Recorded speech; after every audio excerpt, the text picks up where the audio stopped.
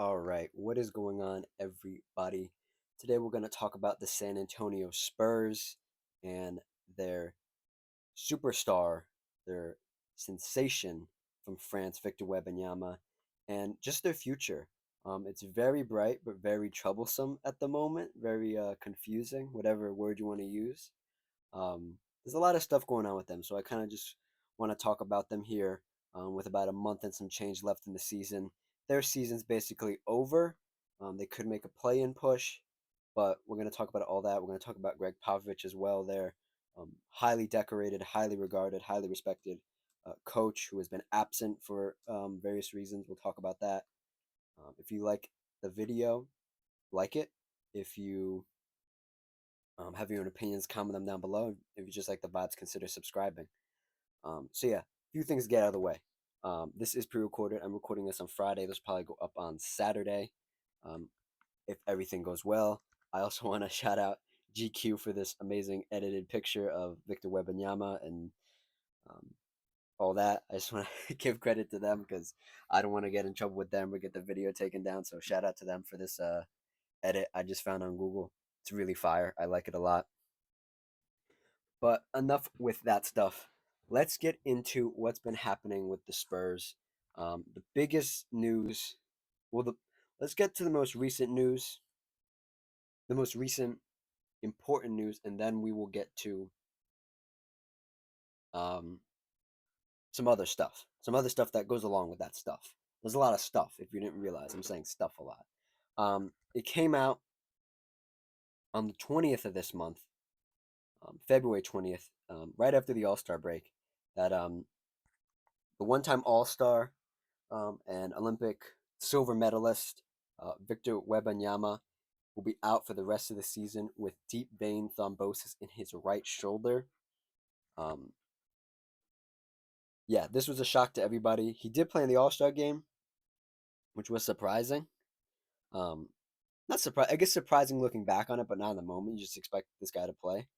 Um, this is all reported by ESPN's Shams Charania.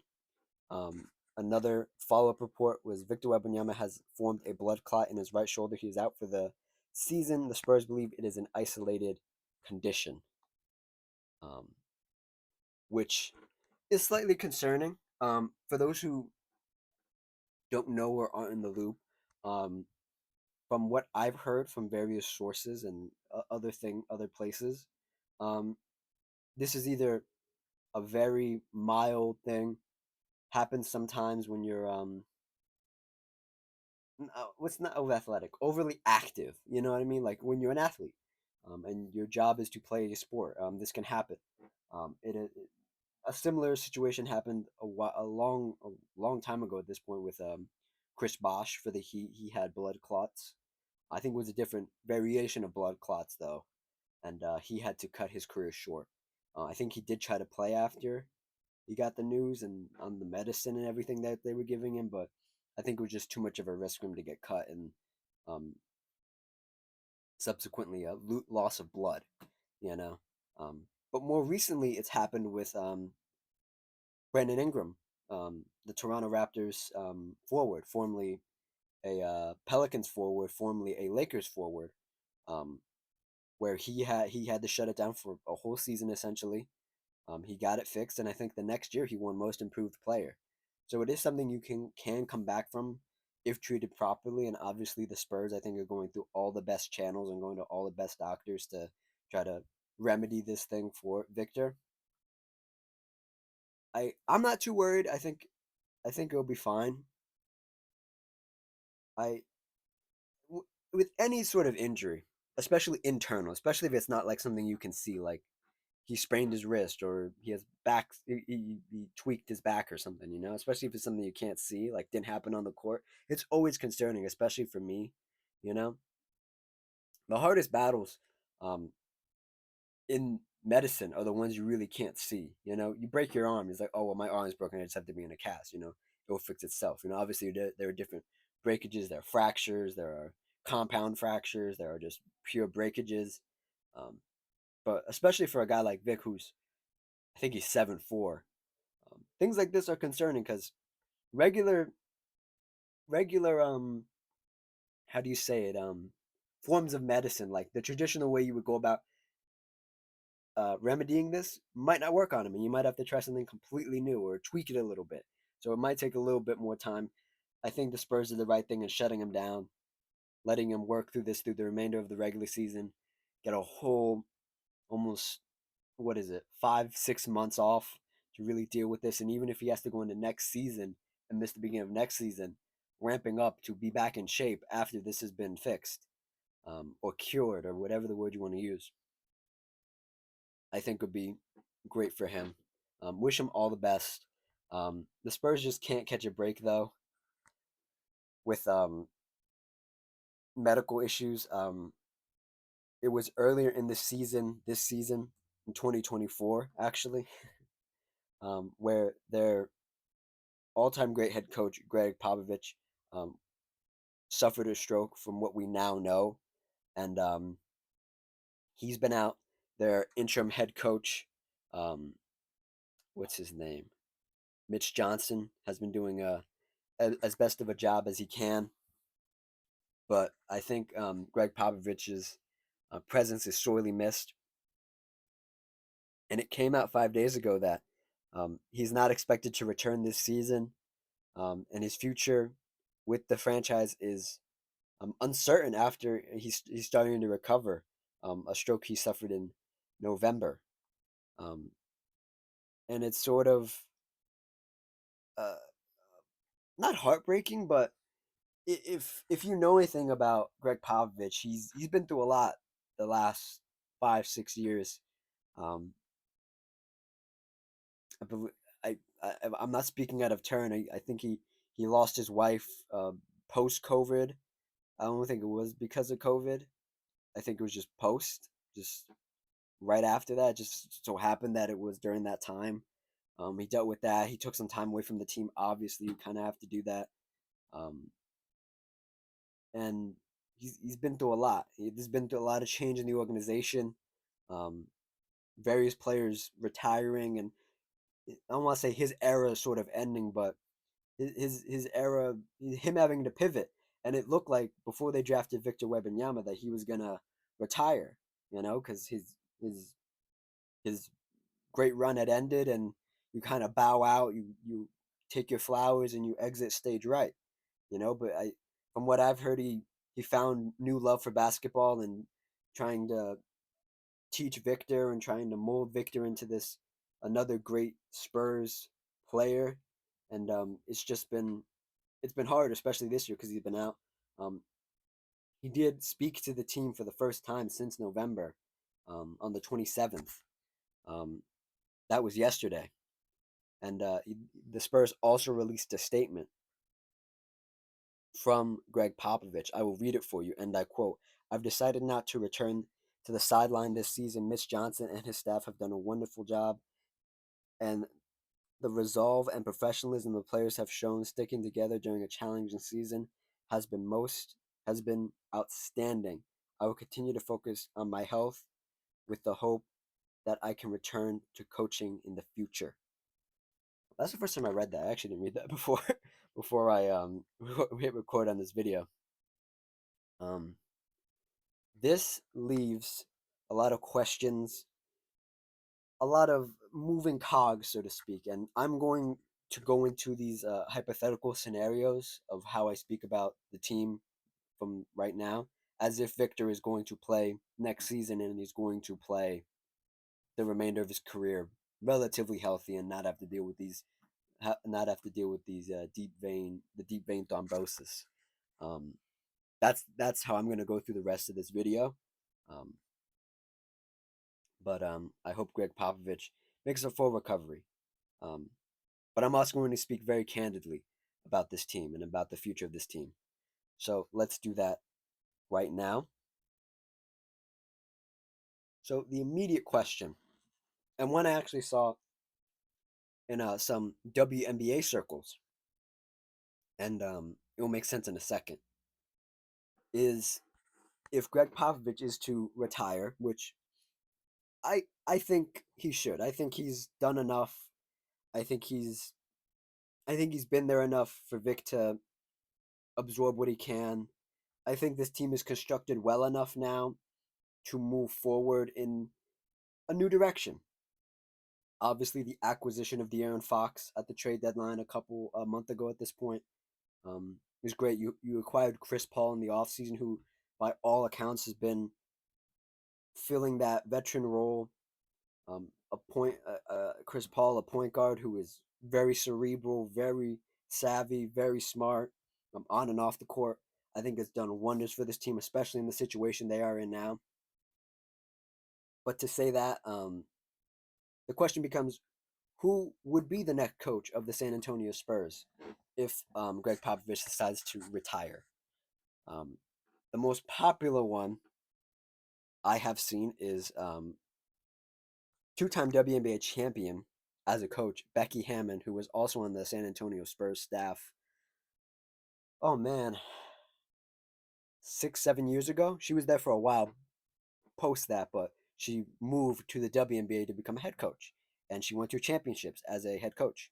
And I looked into it. I'm looking at it right now. She did sign a 5-year deal in 2021. Um, so you do the math. So that would be either next year or this year and next year, WNBA season. Then she would be free to do what she wants. And I think the Aces who employ her would let her go if she wanted to go coach the Spurs if she got the offer. But to look at it more realistically, I think Becky is the best choice here. Before I give her flowers and everything and talk about how great she is, let's talk about some other coaches that could be in the running. The thing about the NBA is that the coaching pool is never very big. It's very rare you see a guy like JJ Redick make the jump from playing to commentating and being on TV, having a podcast, and to being a coach. JJ is the exception, who now coaches the Lakers, and the Lakers are doing pretty well. It's very rare you see that. Usually, you have to be in coaching circles for years upon years upon years. You have to go from associate to assistant to front of the bench to um, interim, and then sometimes a head coach, or sometimes you get a nod as an assistant at another place, and then you become a head coach. I say all that to say these names don't appeal to me, especially when I'm um, trying to build for the future and trying to build something unique, especially with how unique and how tall and long and everything that Victor Wembanyama can do. I'm trying to build something for the future, and that isn't basic. You know, some of these guys have old coaching habits, and they don't really scream future of basketball to me. Um, some names here. I'll tell you if I like them or don't like them right off the bat. Dave Yeager. No. He coached the Kings. The Kings never did quite well under him. That wasn't his fault, though. The roster was bad, but still. Sam Cassell has been floated around many times in the past 5 years. I would actually consider Sam Cassell. He's a rookie coach, though, in the sense of he's been around a while as an assistant, but he's never been a head coach. Um, Nate McMillan. I don't even know where Nate is right now. I think Nate's is Nate still a coach or is he in a front office now? I don't even remember. Um, if he's available, maybe. Yeah, I guess. Yeah, I like Nate. Stan Van Gundy. No, it went horribly with the Pelicans last time he was a coach. That was in 2020 to 2022, I believe. No. Um, Terry Stotts, who was supposed to be on Doc Rivers' staff this year in Milwaukee, and he walked out over a disagreement with how Doc Rivers was running his practices or something. So, maybe he was okay with the. He brought a lot of like mediocrity and stability sort of to the Blazers when he was a head coach. Um, no, not my preferred pick. Um, James Borrego. No, I I just don't think he has enough experience. I think he is a Spur. I think he is a Gregg Popovich disciple, though, if I'm not mistaken. He coached under Gregg Popovich when he was with the Spurs. James Borrego, I mean. Frank Vogel, a defensive minded guy, doesn't really run the best offenses. No, Mark Jackson. personally, as somebody who enjoys Mark Jackson as a basketball mind, I don't think he is quite the guy to be coaching in this era of the NBA. Monty Williams, I don't think Monty Williams is ever going to coach again because he got paid $100+ million, the most in NBA history, and I think he's retired. I don't think he wants to come back. Maybe he would come back to coach Wemby. I'm not quite sure. Mike D'Antoni, no. We've seen what he can do. No. He reached his ceiling. No. Um, and Steven Silas, who was the coach of the Rockets before they traded James Harden, and he was put in a really awkward situation. I would give him a try, just not on the Spurs. I like him as a coach though. I don't I think he was just put in an awkward spot. I think he deserves another shake. I'm not sure with the Spurs though. I list all these names and I say all these names, and you probably don't know a lot of these names. You probably don't care about a lot of these names. But I say this to give Becky her flowers because Becky Hammond was an okay player. She's a great coach though. I think she's a little mean, like a little rough around the edges, but I think she's really good. Um, let's I'm looking through her coaching record right now. She's 19-6 overall as a coach in the WNBA. Um, oh my bad. That, she's 19-6 in the playoffs. My bad. I read it backwards. Why do they have it on that side? Um, my bad. I apologize. In the regular season, she's 116. She's coached 116 games, and she's won 87 and lost 29 in 3 seasons. And 2 of those seasons, she brought the Las Vegas Aces to the WNBA finals and won. She's a two-time champion as a coach, like I said before. Her win-loss percentage is 76. Um, and I think she's the most qualified, not just because she's a disciple of Gregg Popovich and she's familiar with the Spurs as a whole, as an organization, um, but she coaches um, Asia Wilson right now, and Asia Wilson is a generational talent. She's a defensive player of the year. She's a most improved player or most valuable player. Pardon me, I'm getting my words twisted up in this section. Most valuable player, and Becky's not strange to coaching generational talent, and that's exactly what Victor Wembanyama is. Now, obviously, the men's game and the women's game is totally different, and all these things. But I don't think the transition is too hard for Becky to make because she's coached men's basketball as an assistant, and that's a bit different than being a head coach. And she would be the first woman to coach a NBA team. But I I genuinely think she's a great option, and why not give it a chance? I think it's the least high risk out of all these guys. Um, and I think what kind of if Chris Paul is going to be there, I think because there's always the question of if a woman coaches an NBA team, are the guys going to respect her? Um, it's childish, but it's true. You know, a lot of sports guys aren't really mature. They get so much money at a young age, and they don't really understand, how some things work. Um, oh damn, oof. Um, but if Chris Paul is there, I think he's gonna demand that the guy show her respect. Um, she's a winner at the highest level in the women's game. She's a I'm not sure if she's a Hall of Famer. We'll call her Hall of Fame heir, in that sort of realm. Um, I just looked it up. Chris Paul is only under contract for this year, and then he's unrestricted at the end of this season. Do they bring him back with De'Aaron Fox being there? See, these are a lot of cogs that are just moving. I think you if your thought is to bring a new coach in, you keep Chris Paul, even though Chris Paul is uh 39. He's gonna be 40 in May.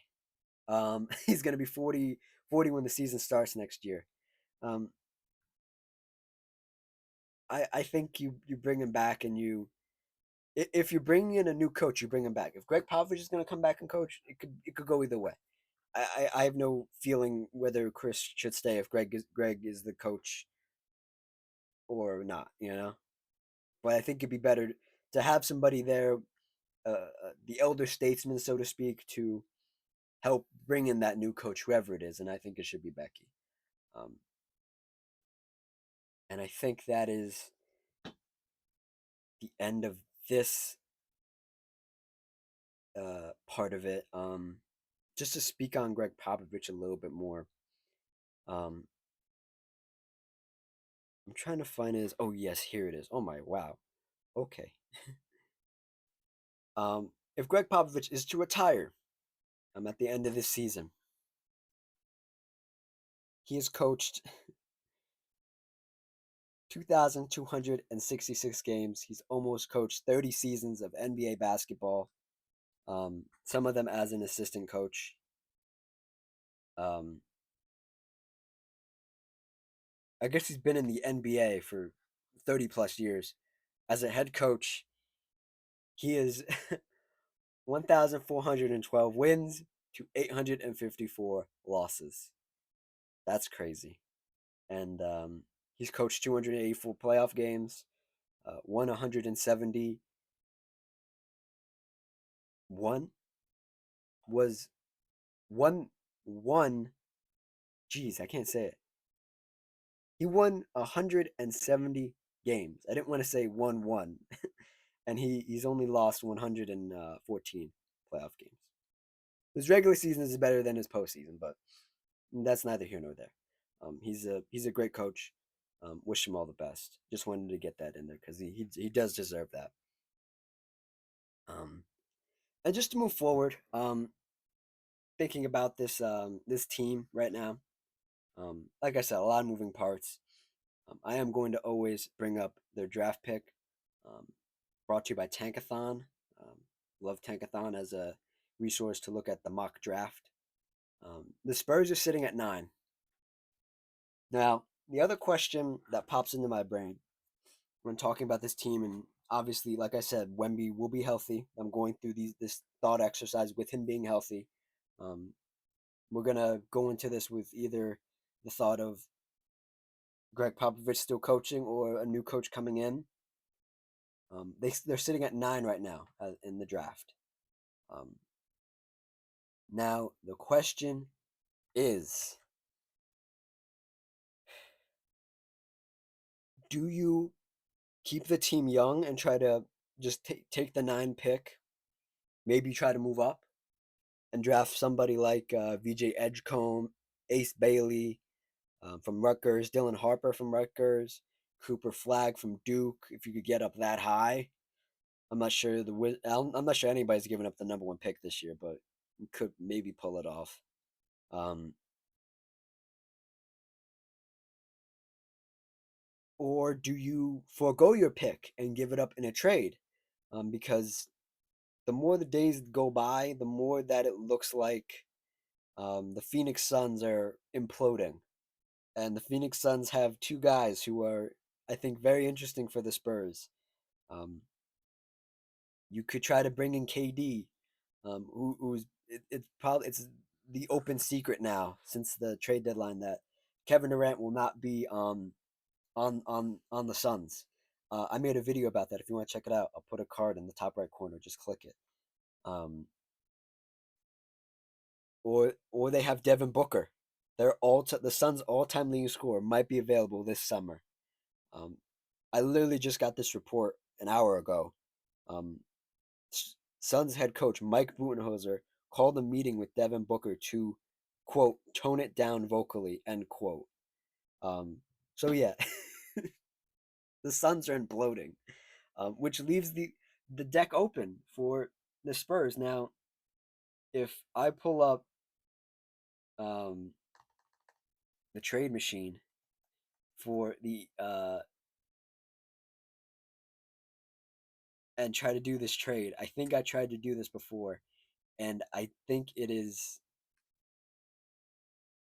almost impossible, at least with the current um, Suns team, because they are over the luxury tax. They're over the second apron as well, um, and they can't aggregate any contracts. Yeah, so you can't do it. You can't do it right now. In the summer when some of these contracts come off the books and everything, you could maybe make a deal because these small little number contracts make all the difference, especially when you're a second apron team. Um, yeah, they have a bunch of minimum guys, 2, 3 million here, um, 1 year deals, expirings. Yeah. Um, Now theoretically, if I'm looking at this, and Devin Booker's on the longer term deal, he's on a 4 year deal. Um, Kevin Durant's on a 2 year deal. I believe that means next year, the end of next year, he's an expiring. Now, the other thing is that Kevin Durant went to school in Austin. He is a former Texas Longhorn, so he's familiar with the Texas area. Maybe I think we've said this the last 3 times Kevin Durant's been traded. Maybe this is where he ends his career. I think this would probably be the best case scenario. End up in Texas, where you went to college, um, and try to help Victor Wembanyama, who is of a similar build. When KD came in, he was considered a, a freak, in a positive way, where he was just long. He could do everything. He could shoot the ball. He could distribute the ball. He could do all these things. And Victor Wembanyama aspires to do all those things. And I think he could learn a lot from KD. And I think KD would be interesting um, as a player to try to trade for. Now, I think you could sell him on being in Texas more than anybody else could sell him on being anywhere else for that matter, because he doesn't want to go back to the Warriors. He clarified that statement in a podcast, I believe a couple of days ago, where he said he just didn't want to do in the middle of the season. He would be open to almost anything in the offseason because you can integrate a little bit better. Um, Now, the Devin Booker part of this, do you think a backcourt of Devin Booker and De'Aaron Fox works?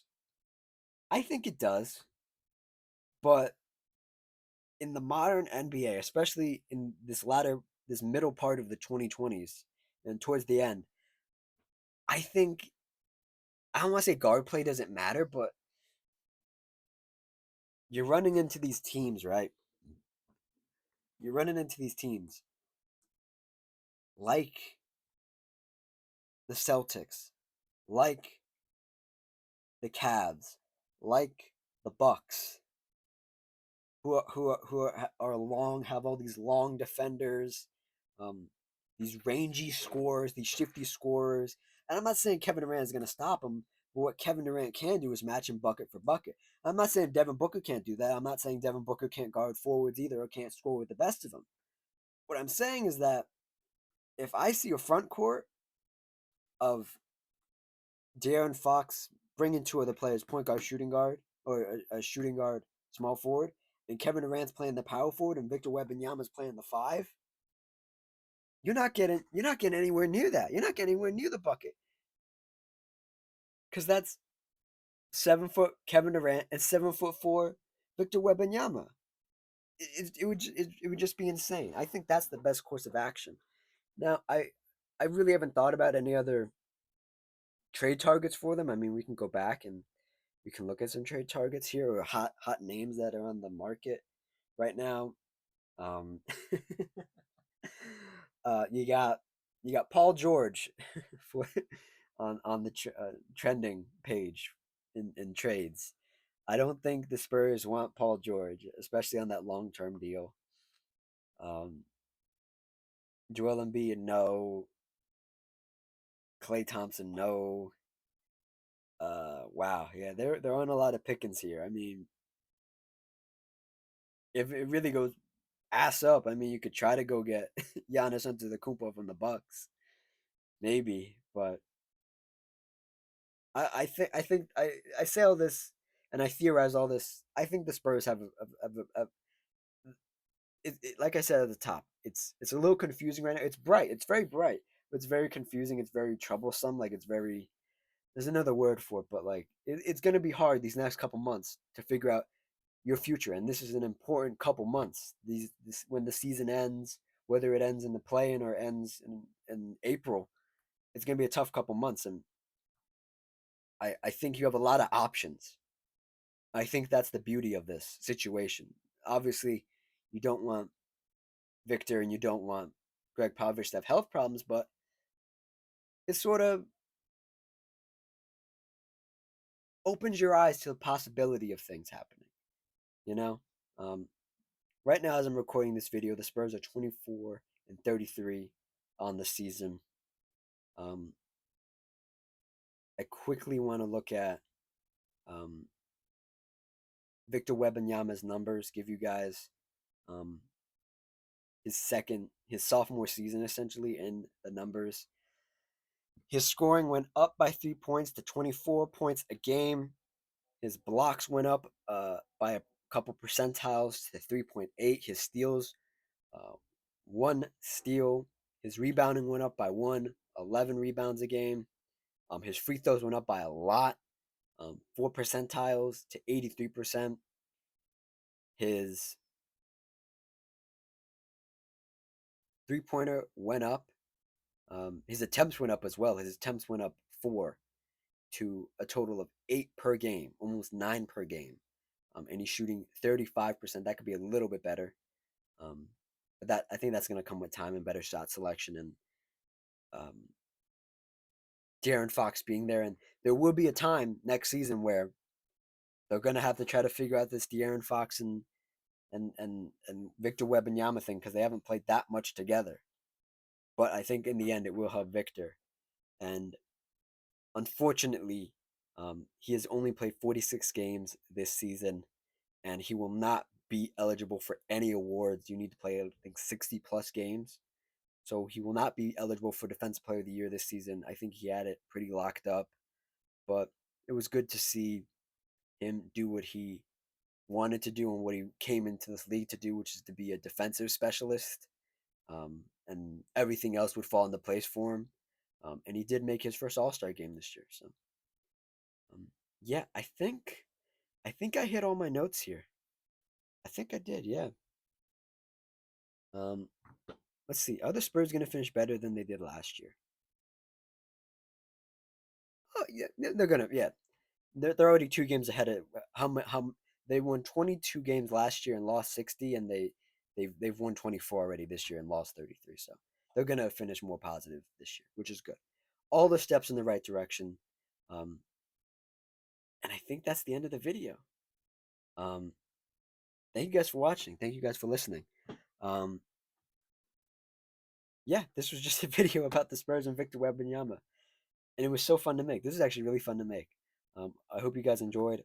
Like, comment, subscribe, and I will see you guys on Monday. Cheers.